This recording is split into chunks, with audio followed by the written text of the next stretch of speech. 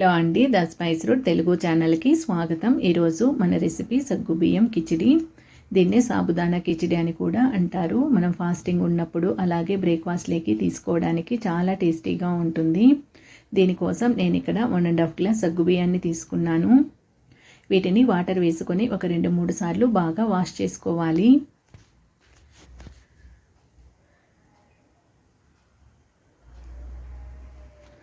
ఇందులోకి మనం ఎంతైతే సగ్గుబియ్యం తీసుకున్నామో అంతే వాటర్ వేసుకోవాలండి. 1.5 గ్లాస్ వాటర్ వేసుకున్నాను. దీన్ని మూత పెట్టుకొని ఒక 3 లేదా 4 గంటల సేపు నానబెట్టుకోవాలి.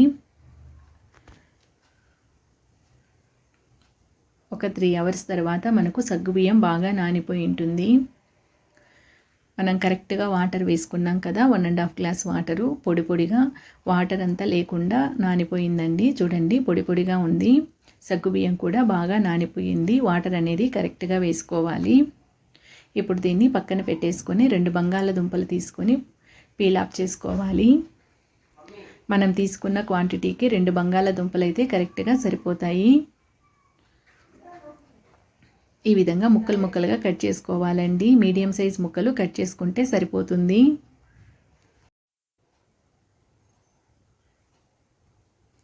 ముక్కలు మరీ పెద్దవిగా కాకుండా మరీ చిన్నవిగా కాకుండా ఈ విధంగా మీడియం సైజ్ ముక్కలు కట్ చేసుకోవాలి. వీటిని ఇప్పుడు ఒక గిన్నెలోకి తీసుకొని కొద్దిగా వాటర్ వేసుకొని ఉడికించుకోవాలి. బంగాళాదుంపలు ఒక 90% ఉడికే వరకు ఉడికించుకుంటే సరిపోతుంది.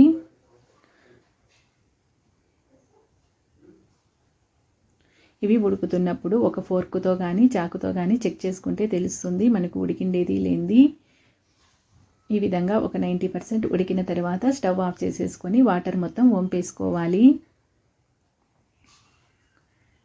ఇప్పుడు స్టవ్ మీద ఒక ప్యాన్ కానీ బాండీ కానీ పెట్టుకోవాలి. ఒక 2 టేబుల్ స్పూన్ల పల్లీలు వేసుకొని వీటిని ఫ్రై చేసుకోవాలి. ఈ పల్లీలు ఫ్రై అయిన తర్వాత పొట్టు తీయాల్సిన అవసరం ఏమీ లేదు. చల్లారిన తర్వాత ఒక మిక్సీ జార్లోకి తీసుకొని పల్స్ మోడ్లో ఒక్కసారి మిక్సీ వేసుకోవాలి. ఈ విధంగా కచ్చాపచ్చాగా ఉండాలి, మరీ పౌడర్ లాగా అయిపోకూడదు.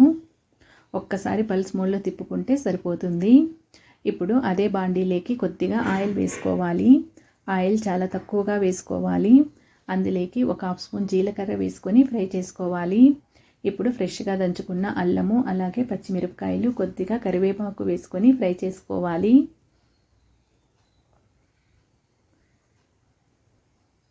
ఇవి బాగా ఫ్రై అయిన తర్వాత ఇందులోకి మనం ఉడికించి పెట్టుకున్న బంగాళాదుంపల్ని వేసుకోవాలి.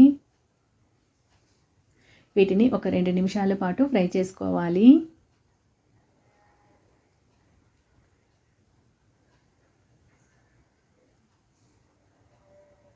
ఇవి ఫ్రై అయిన తర్వాత ఇందులోకి మనం నానబెట్టుకున్న సగ్గుబియ్యాన్ని వేసుకోవాలి. సగ్గుబియ్యం పొడి పొడిలాడుతూ బాగా నానిపోయినాయి కదా, వీటిని వేసుకోవాలి. ఒక్కసారి కలుపుకున్న తర్వాత ఇందులోకి రుచికి తగిన ఉప్పు అలాగే మనం మిక్సీ పట్టుకున్న పల్లీలను వేసుకోవాలి. మంటను మీడియం ఫ్లేమ్లో పెట్టుకొని ఒక 2 నిమిషాలు ఫ్రై చేసుకుంటే సరిపోతుంది. ఇవి మనం ఫ్రై చేస్తున్నప్పుడు కొద్దిగా ట్రాన్స్పరెంట్గా కనిపిస్తాయి. అప్పటి వరకు ఫ్రై చేసుకుంటే సరిపోతుంది.